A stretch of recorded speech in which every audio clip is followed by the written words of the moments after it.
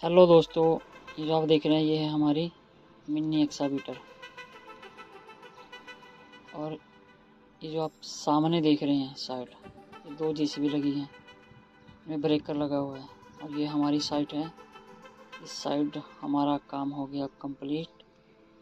अभी फ़िलहाल आज के लिए मेरे को कोई काम नहीं बचा मिनी एक्सावीटर से करने के लिए।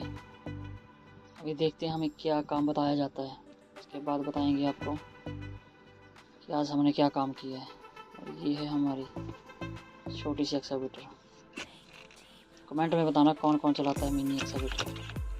ये बॉबकैट की है।